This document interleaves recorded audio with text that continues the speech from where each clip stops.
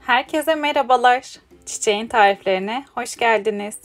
Bugün sizlerle ıspanağı sevmeyene sevdirecek bir tarif olan ıspanaklı kiş tarifi hazırlıyoruz. Püf noktalarını kaçırmamak için lütfen videoyu sonuna kadar izleyin.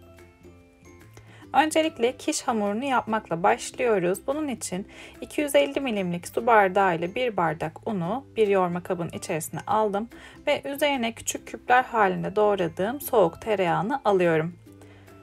Mikser ile unu kum gibi oluncaya kadar çırpıyorum. Biraz daha tereyağı ilave ederek un ve tereyağını karıştırmaya devam ediyorum.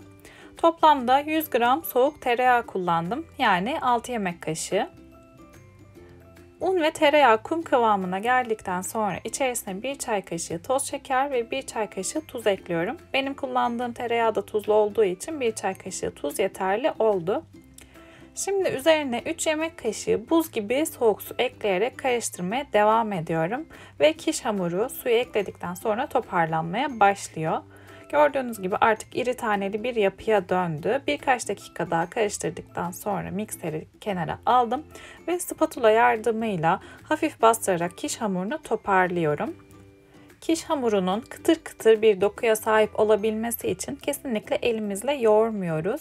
Spatula ile güzelce toparlıyoruz ve sonrasında elimize alıp yuvarlak şekil verip direkt streç filme sararak buzdolabına kaldıracağız. Böylelikle tereyağını yumuşatmamış olacağımız için kiş hamuru da piştikten sonra kıtır kıtır bir kıvamda olacak. Gördüğünüz gibi hamur zaten spatula ile toparlanmıştı. Ben de yuvarlak şekline verip streç filmin içerisine sarıyorum ve buzdolabında 1 saat kiş hamurunu dinlendireceğiz. Hamur dinlenirken biz şimdi kişin iç harcını hazırlayacağız. Ispanaklı, mantarlı bir harç hazırlıyoruz. Bunun için bir tavaya 1 yemek kaşığı tereyağını aldım ve erittim. Tereyağı eridikten sonra üzerine 1 tane soğan ve 2 diş sarımsağı ilave edip yüksek ateşte hızlıca soteliyorum. Soğanlar yumuşamaya başladıktan sonra üzerine doğramış olduğum 300 gram mantarı ilave ediyorum. Mantarlar suyunu salıp sonrasında çekinceye kadar hızlıca soteliyorum. Yüksek ateşte mantarları da güzelce soteledim. Gördüğünüz gibi hiç suyu kalmadı. Suyunu tamamen çekti. Sıra geldi ıspanağı eklemeye. Yarım kilo ıspanağı da tavanın içerisine ekliyorum. Üzerinden de 1 çay kaşığı tuzu gezdirdim ve güzelce karıştırıyorum. Zaten karıştırırken ıspanaklar bir yandan pişmeye başlıyorlar. Çok hızlı şekilde pişiyor. Ispanaklar da suyunu çekinceye kadar mantarlı ıspanağı pişiriyorum. Suyunu çektikten sonra altını kapatıp soğumaya bırakıyorum. Buzdolabından çıkardığım kiş hamurunu yağlı kağıdın üzerine aldım ve merdane yardımıyla açmaya başlıyorum. Dolaptan çıkardığımızda hamur sert olduğu için ilk olarak merdane ile biraz üstünden bastırarak genişlettikten sonra yavaş yavaş hamuru açabilirsiniz.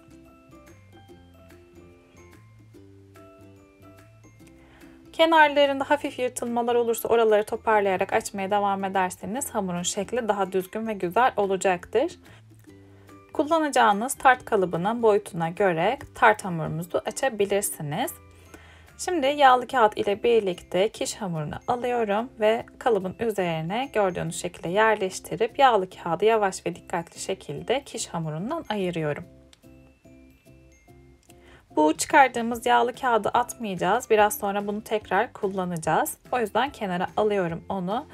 Şimdi tart kalıbının içerisine hazırladığım hamuru güzelce yerleştiriyorum. Önce kenarlarını ayarlıyorum. Köşelerini iyice bastırdıktan sonra dışında kalan bu artan hamuru ben kesip dışına çıkarmadım. Kenarlarına katlayarak oralara doğru yediriyorum.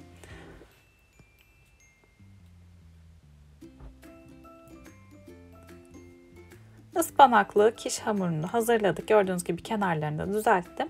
Şimdi ortasına çatal ile delikler açacağız. Pişerken kabarmasın, buralardan hava alabilsin diye.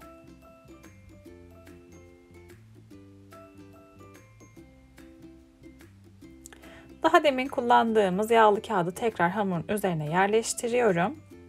Ve yağlı kağıdın üzerinden Gördüğünüz gibi kuru nohutları döküyorum ağırlık yapması için pişerken ve kenarlara doğru yaydıktan sonra önceden ısıtılmış 180 derecelik fırında tart hamurunu 20 dakika pişiriyoruz. 20 dakika pişirdikten sonra çıkardım ve şimdi üzerinden nohutu alıyorum. Nohutlar sıcak olacaktır. Lütfen dikkat edin. Eldivenle tutun mutlaka. Ve tekrar fırına vereceğim. Bu şekliyle de bir 10 dakika daha pişecek kiş hamuru. Biz bu arada kişin kremalı karışımını hazırlayalım. Bunun için 200 milim kremanın üzerine 2 tane yumurtayı aldım ve güzelce çırpıyorum.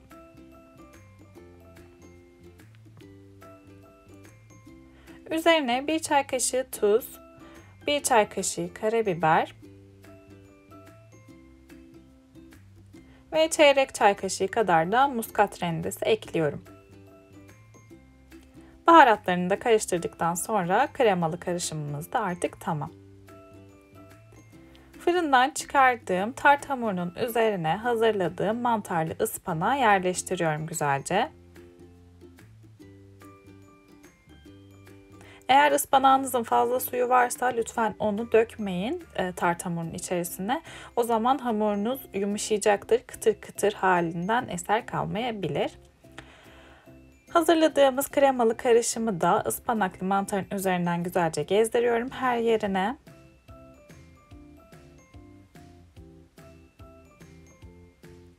Bir su bardağı da kaşar rendesi kullanıyorum. Onu da kişinin her yerine güzelce serpiyorum.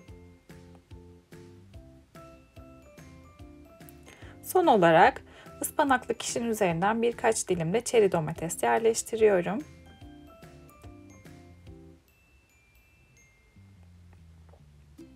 Ve artık ıspanaklı kiş fırına tekrar girmek için hazır. Zaten sıcak olan 180 derecelik fırında yaklaşık 35-40 dakika daha pişiriyoruz.